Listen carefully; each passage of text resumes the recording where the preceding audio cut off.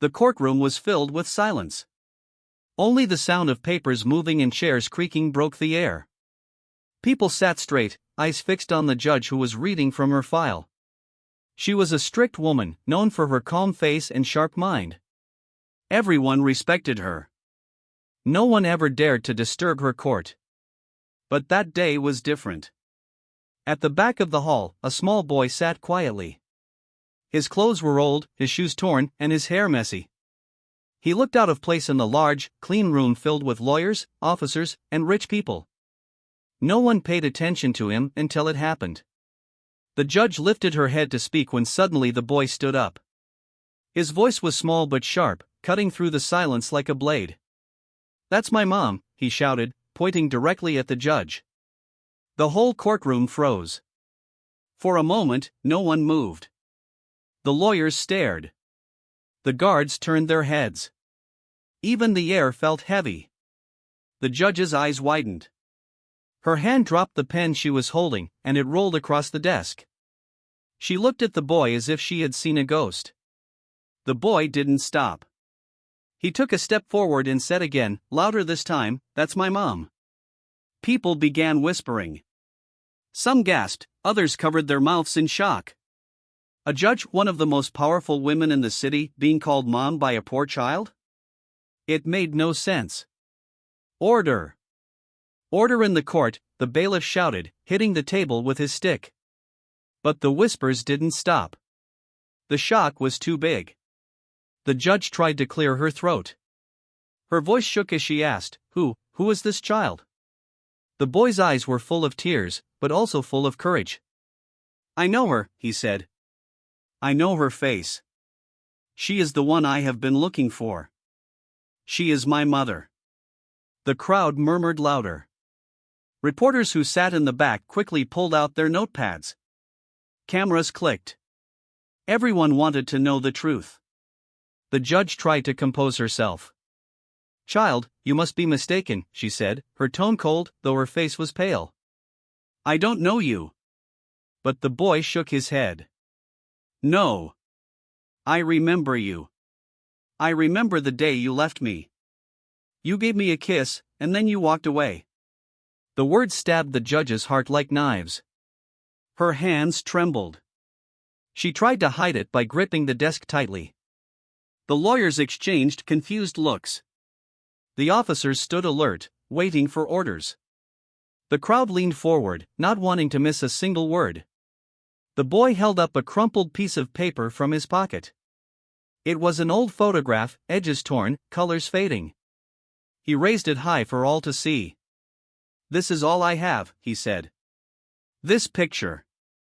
I kept it safe all these years. She is in it. She is my mom." A reporter rushed to take the photo. He gasped and passed it around. And when it reached the front, everyone saw it was the judge. Younger, dressed differently, but no doubt it was her.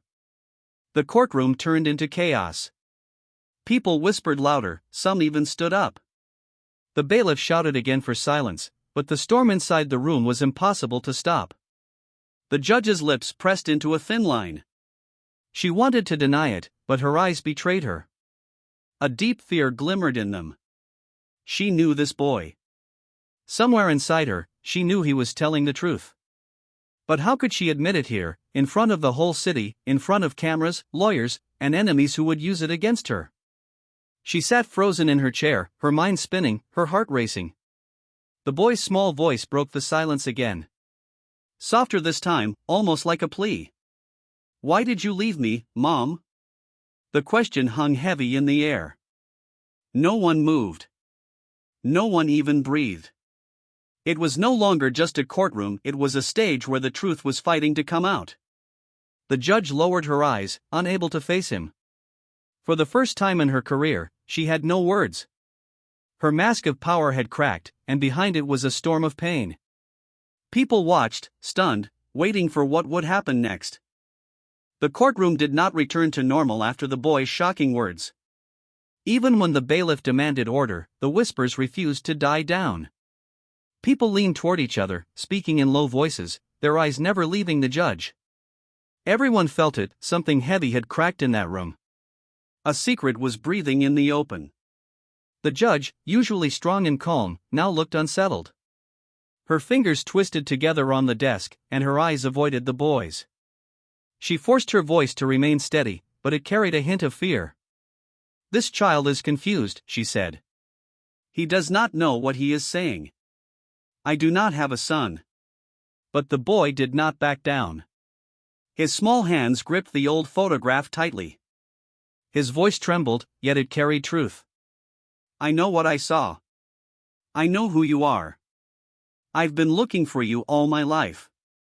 The silence that followed was heavier than before. Reporters scribbled in their notebooks, already thinking of tomorrow's headlines. Judge accused of abandoning child. The story was too powerful to ignore. Lawyers exchanged worried glances. Police officers shifted in place. And in the middle of it all, the boy's innocent face stood like a mirror reflecting the hidden cracks in the judge's past. After the court session ended, the crowd spilled into the streets outside the building. Whispers turned into loud conversations. Some people defended the judge, saying it was impossible. Others believed the boy, pointing to the photograph as proof. By evening, the news had spread across the city. Every channel, every radio, every newspaper carried the shocking words, "That's my mom." Inside her private office, the judge sat alone. The walls around her were lined with books and certificates, symbols of her hard work and success. But none of them gave her peace now. Her hands shook as she held the photograph that had been returned to her. She stared at her younger self in the picture. A face full of hope and fear, holding a baby close. The memory she had buried deep was alive again. She closed her eyes, and the past came rushing back. Years ago, before she became a judge, she was a young woman with dreams but no support. She had fallen in love, but the man had disappeared, leaving her alone. When the baby was born, she had no money, no family to help. She remembered sitting outside a hospital, holding the newborn in her arms, crying silently. She remembered kissing his forehead and whispering promises she couldn't keep. Then she left him there, believing he would find a better life in the hands of others. It was the hardest decision of her life, but she thought it was the only way to survive. She told herself she would forget. She told herself it was for the best. But deep inside, the wound never healed. Now the wound had returned, standing in her courtroom, calling her mom. The next morning, newspapers shouted the story in bold letters. Hidden past of judge? Orphan boy claims judge is his mother. The city buzzed with questions. People who once admired her now looked at her with suspicion. In the courthouse hallway, colleagues whispered behind her back. Some pitied her, some judged her. The respect she had built over years was shaking. Meanwhile, the boy stayed at a small shelter with social workers. Reporters tried to talk to him, but he only said a few words. "I just want my mom." Those words spread everywhere, touching hearts. On the streets, strangers argued, was he telling the truth, or was it a trick? That night, the boy sat by a window at the shelter, holding the photograph close to his chest. He remembered the soft kiss from long ago. He was too young when it happened, but that memory had never left him. His whole life he had believed that one day he would find the woman in the picture. And now he had. But why did she pretend not to know him? Why did she look at him with fear instead of love? Back at her home, the judge sat alone at the dining table. She hadn't eaten. The words of the boy echoed in her head. "Why did you leave me, Mom?" She tried to push the thought away, telling herself she had no choice back then. But her heart was restless. Her eyes burned with unshed tears. She was a woman who had built her life on truth and justice, yet her own life was built on a lie she had hidden for years. The following day, the court session was different. The air felt heavy before the judge even entered the room. Everyone looked at her, waiting, searching for cracks in her mask. The boy was there too, sitting in the front row. His eyes followed her every move. Lawyers began to argue. Some demanded an investigation, saying the boy's claim was too serious to ignore. Others said it was only a distraction, a lie meant to ruin the judge's name. The debate grew heated, but all eyes kept returning to the judge and the child. Finally, one lawyer suggested, "Let us order a DNA test. That will give us the truth." The courtroom fell into silence again. The judge's heart skipped a beat. She knew what the test would reveal. She wanted to speak, to stop it, but she also knew she couldn't. If she refused, people would believe she was guilty. If she agreed, the truth she had buried would come out. She looked at the boy. His face was hopeful, waiting, almost begging for her to say yes. Her throat was dry, but she nodded slowly. "Do whatever is required," she said. The boy's eyes brightened. For him, it was not about law or proof. It was about hope. Hope that finally, he would have an answer. As the court dismissed, people rushed out again to spread the news. DNA test ordered. Reporters ran to their cameras. The city was on fire with rumors. Some believed this was the fall of the judge. Others believed it was the beginning of a story greater than law itself. But in the quiet of the judge's heart, whispers of the past grew louder.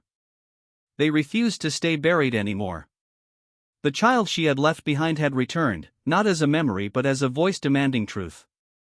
And deep down, she knew there was no escape. The city waited for the DNA results, but before the papers came, the court allowed the boy to speak. Reporters filled the seats, cameras flashed, and the crowd leaned forward. Everyone wanted to know more about the child who had dared to point at a powerful judge and call her mom. The boy stood nervously in the witness box. His clothes were still old, his shoes still broken, but his eyes carried a light that drew everyone's attention. The judge sat frozen, staring down at her desk, afraid to meet his gaze. The lawyer asked gently, "Child, can you tell us about your life? Where you came from? What you remember?" The boy swallowed hard. His voice shook at first, but then it grew stronger. "I don't know where I was born. All I know is I was left outside a hospital when I was very small. The nurses found me crying, wrapped in a blanket. They said no one came back for me." Gasps spread across the courtroom.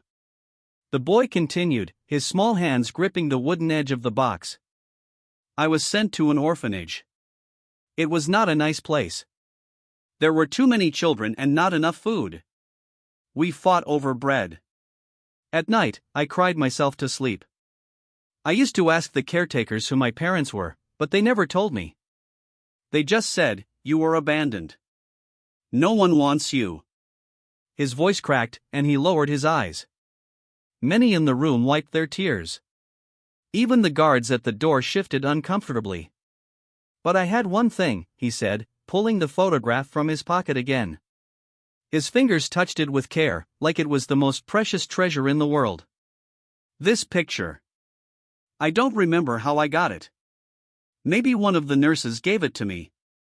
Maybe it was left with me when I was a baby. But I kept it safe. I never let anyone take it." He held it up for everyone to see again. The faded image of a young woman holding a baby. "I told myself every night, one day, I will find her. One day, I will ask her why." The courtroom was silent. Not even the reporters scribbled now. They were listening, deeply moved. The boy's voice grew softer, almost like he was speaking only to himself. "Sometimes, I dreamed of her. In the dream, she would hold me and sing to me. I don't know if it was real or just my heart making it up. But I believe she loved me. I believe she didn't want to leave me. That's why I kept searching." He looked up, and his eyes finally met the judge's. For the first time, she could not look away. His innocent eyes pierced through the walls she had built around her heart. "I was bullied at the orphanage," he went on. "The bigger kids called me unwanted. They laughed when I cried. But I always told them, I have a mother. She will come for me. They never believed me. But I believed myself. And now, here I am. And there she is." His finger lifted again, pointing directly at the judge. This time his voice didn't shake. It carried truth, hope, and years of pain. That is my mom. The courtroom was no longer a courtroom. It was a place of raw human truth. The walls echoed not with law, but with life. The lawyer cleared his throat, but his voice was weak with emotion. Do you remember the last time you saw her? The boy nodded slowly. I was very small, maybe 2 years old. I don't remember everything, but I remember a woman's face. She was crying. She kissed my forehead. Her tears fell on my cheek. Then she walked away. I screamed for her, but she didn't come back. That memory, it never left me. And when I saw the judge in this courtroom, I knew. I knew she was the same woman. Tears rolled down the boy's face. He didn't hide them. His voice broke, but his words carried a weight no one could deny. I just want to know why. Why did you leave me? Was I not good enough? Did I do something wrong? Or did you never love me at all? The judge's hands clenched tightly on the desk. Her body shook. She wanted to scream, to run, to hide. But the boy's words held her in place. Each question was like a dagger piercing her heart. The crowd was no longer just watching, they were living the story with him. Mothers in the audience cried openly. Fathers looked down, unable to hold back their emotions. Even the hardest lawyers in the room shifted uncomfortably, their faces heavy with pity. The lawyer gave the boy a glass of water, but his story wasn't over. I used to stand at the orphanage gate, he said softly, watching other children get adopted. Families came, picked kids, and took them home. Every time a car stopped, I hoped it was for me. But no one came. No one ever came. Until the day I saw her again. He turned toward the judge once more. His voice trembled. The day I saw you in this court, I knew my waiting was over. I knew I had found you. And I was not wrong. The silence that followed was painful. Everyone stared at the judge now, waiting, watching, wondering if she would speak. Her lips parted, but no words came. Her eyes glistened with tears she could no longer hold back. For the first time in her career, she looked weak, human, vulnerable. The boy wiped his tears with the back of his hand. He looked at the judge with a mixture of hope and fear. Mom, please tell me. Was it really you that day? Was it really you who kissed me and left me behind? The question hung in the air like thunder. The judge's chest rose and fell quickly. Her hand moved to cover her mouth, but the tremor in her shoulders revealed everything. She could not speak. But her silence spoke louder than words. The boy's story was not just heard, it was felt. By everyone in that courtroom. And by everyone who would soon hear it beyond those walls. The boy's story spread like fire. By the next morning, the city could talk about nothing else.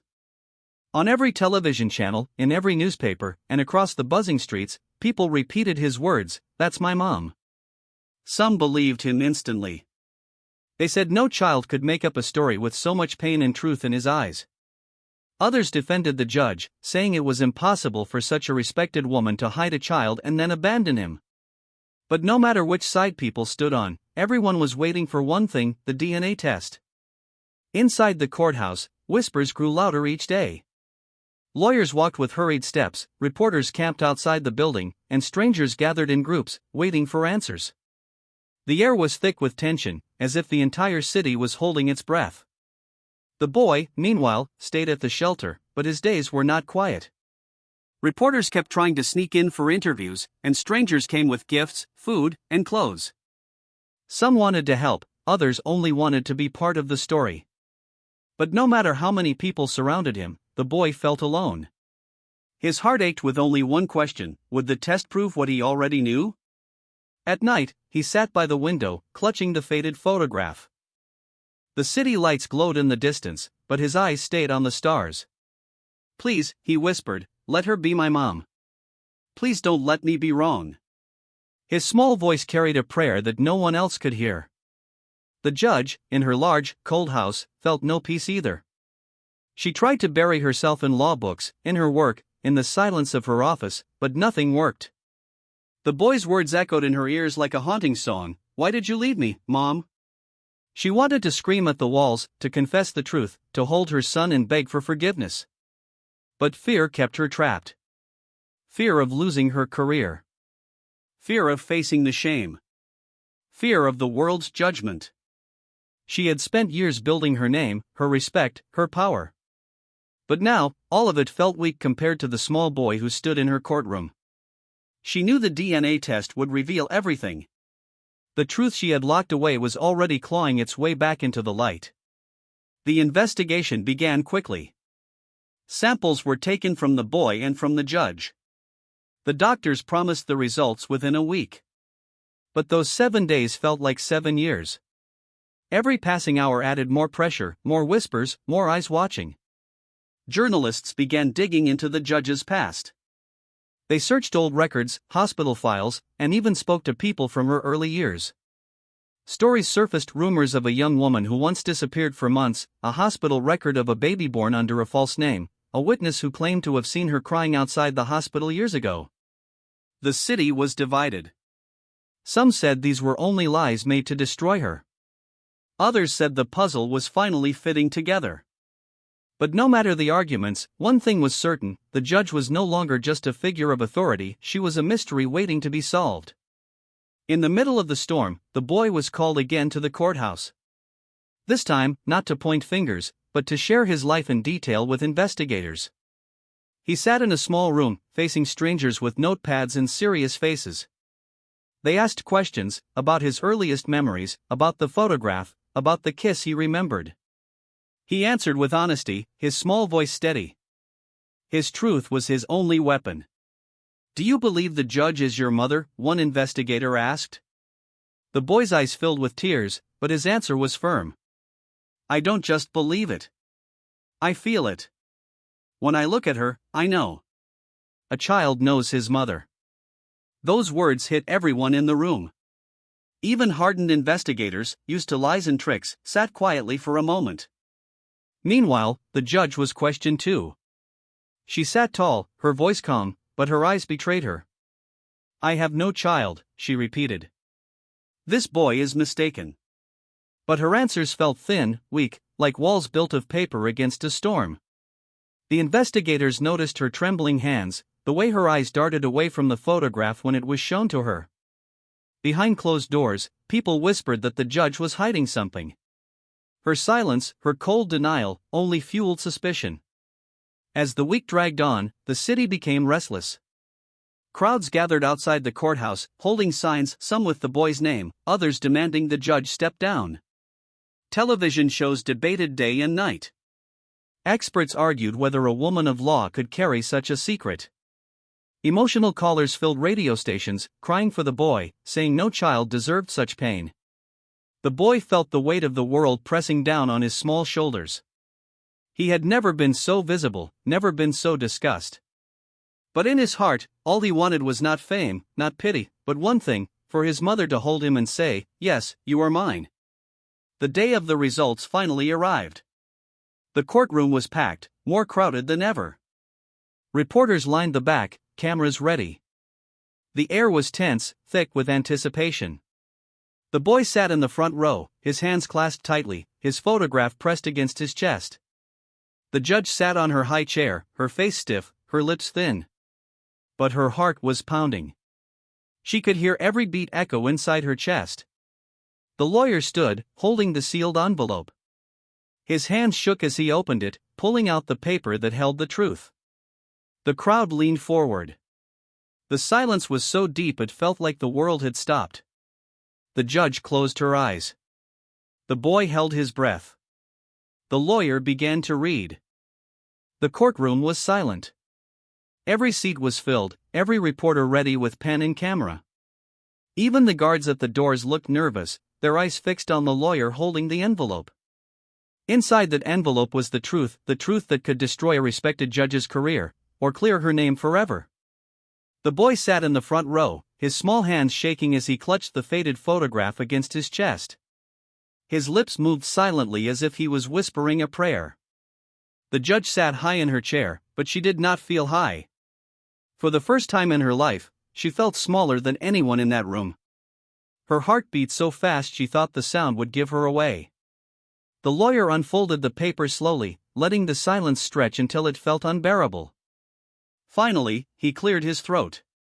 The DNA results, he began, have confirmed. The entire room leaned forward. That the boy and Judge, he paused, his voice trembling as he looked at her, are a biological match. The boy is indeed her son. Gasps filled the air. Reporters jumped to their feet, cameras flashing wildly. People whispered, shouted, cried. The courtroom turned into chaos, but the boy did not hear any of it. His eyes filled with tears of relief as he turned toward the judge. His lips formed the words he had been waiting to say for years. I knew it. I knew you were my mom. The judge's hands trembled. She covered her face, but it was too late. Everyone saw the tears falling down her cheeks. She had spent years building walls of stone around herself, but in one moment, all of them collapsed. The bailiff shouted, "Order! Order in the court," but no one listened. The crowd's voices roared like a storm. The boy couldn't hold back anymore. He ran forward, slipping past the guards before they could stop him. His small figure climbed the steps toward the judge's seat. For a moment, everyone watched in silence, unsure if she would push him away. But when he reached her, he threw his arms around her waist and pressed his face into her robe. "Mom," he cried loudly. His voice echoed through the chamber, breaking even the coldest hearts. The judge's body shook. She lowered her hands slowly, her fingers touching his small back. Then, for the first time in public, she pulled him close, holding him tightly as if she would never let him go again. Tears streamed down her face, dripping onto his hair. "I'm sorry," she whispered, her voice breaking. "I'm so sorry, my child." The courtroom, filled with noise a moment ago, went silent.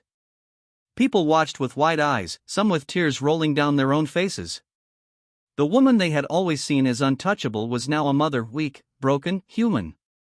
The boy looked up at her through his tears. "Why did you leave me?" he asked softly.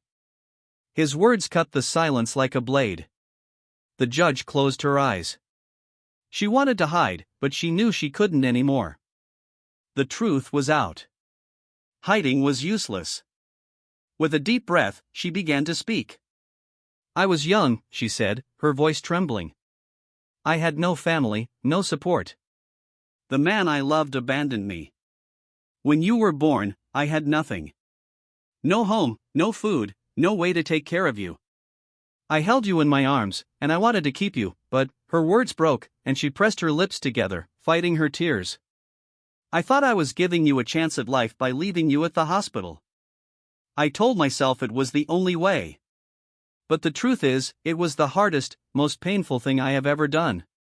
Her shoulders shook as she confessed in front of the world. "Not a single day passed without me thinking of you. Every time I closed my eyes, I saw your face. I told myself you were safe, that you had found love in another family. But deep inside, I always knew the day would come when you would ask me why." Her voice cracked completely, and she bent down to hold his face in her hands. "I am sorry, my son. I failed you. I failed as a mother." The boy's tears didn't stop, but his little arms wrapped around her tightly. "I don't care about the past," he whispered. "I just wanted my mom."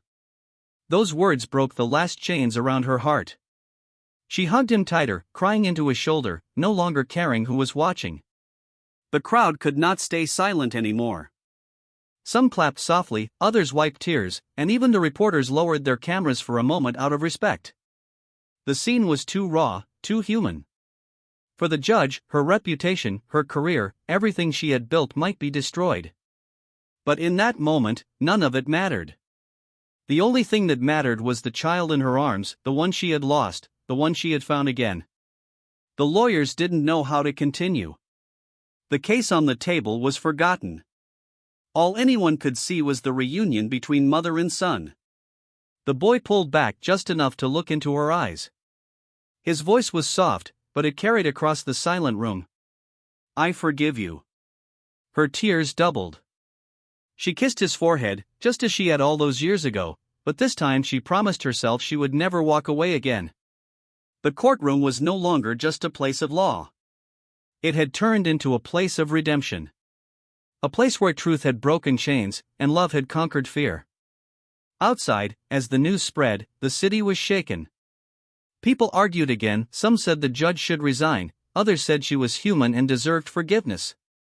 But one thing was clear to everyone: no matter what came next, that boy's words in that reunion would be remembered forever. Inside the courthouse, the judge whispered again, holding him close. "Never again. I will never leave you again."